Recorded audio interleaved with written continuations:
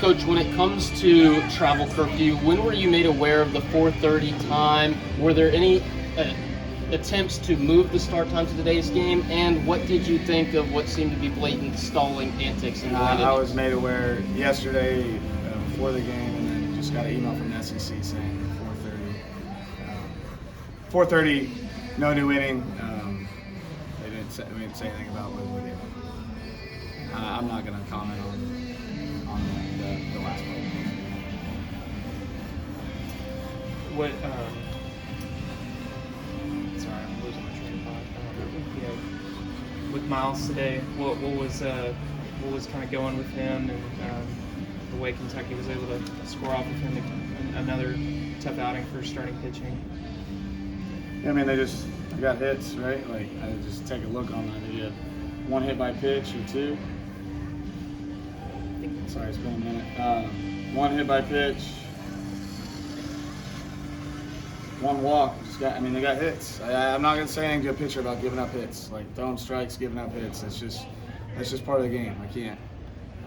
The worst thing you can do is try to scare a pitcher out of the strike zone. So, he's in the zone. They swung the bat well this weekend. I mean, credit to them. They found a lot of grass. They hit balls hard, but they also, they put the ball in play and then they got on base. So they did a good job on that.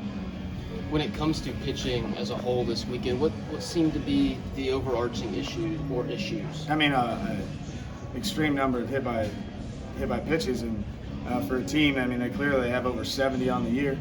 And we haven't really hit anyone all year, so it's either an anomaly or a coincidence, or you're playing a team that knows how to do it. But I mean, that was a big thing on the mound. I mean, just too many free passes, and not necessarily the walk form from the starting pitching, but just from just hitting guys and giving free bases. A free base is a free base, whether it's a walk, an error, or a hit by pitch. Schematically, is there anything you can do in a travel curfew game like this? How can you adjust in the moment? It's like even embarrassing to talk about, but I told Arroyo, King got out to strike out on purpose, so we get to the bottom of the inning. No, I mean, you can play cleaner baseball, right?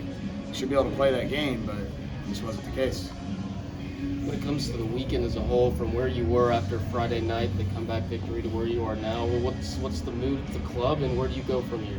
I mean, we're upset. I mean, every game we lose.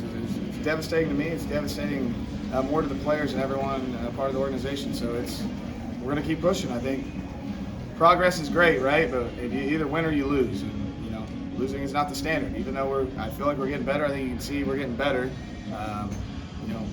Better's not good enough if you're not winning. You got to continue to get better to get to a point where you consistently win baseball games. Is Cash okay? It looked like I'm not sure. I mean, I haven't even talked to him yet. He had to come out. I believe he pulled his hamstring. So we'll evaluate him after the game, and then see tomorrow and see what we got with him moving forward. Just what he's been dealing with, that back injury all season. I'm sure it has something to do with that. Hamstrings and lower backs are pretty closely related. Did you like the cuts that Caden continued to have today at the plate? Yeah, I mean, I think he was definitely better. I mean, he got the base hit, he hit the ball hard to left.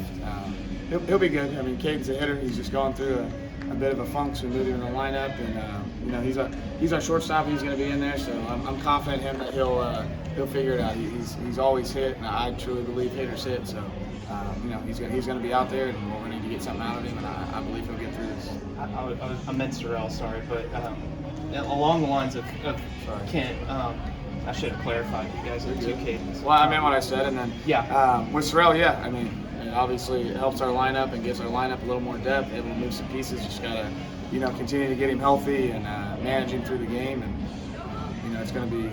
He should be, every day should be progressing and getting better, and hopefully we get to the point where we can get him out in left field and then, switch up, the left or right field, and the DH position will be shot, or maybe if it's a lefty, it'll be somebody else. Since you mentioned Kent, though, was moving him down and moving Keel up just simply a byproduct of just Caden hasn't been able to necessarily produce in that spot lately? Yeah, it's just a performance thing. Keel's been producing, and Kent's gone through a little bit. I mean, I liked what the lineup looked like today, so I'll have to see what the other team looks like on Tuesday, but we'll probably move that moving forward. Just Keel, he's doing a great job, and I think as Caden gets going, it adds some depth in our lineup. It also allows Hensler to be behind the violet against a team that has a ton of lefties in the pen. Bears played, I think, 8 straight games now.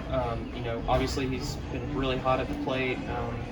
What's the challenge of you want to keep him in there and keep it going, but also, a catcher can be taxing to play that many games in a row potentially. Yeah, Bear's a big, strong kid. I mean, I think at his age, probably 19 years old, and he should be able to catch 3 games, take a day off, catch a game. So he's going to continue to be back there, and I think he's fine. He's built. He's got the right conditioning, so he'll be good. Thanks.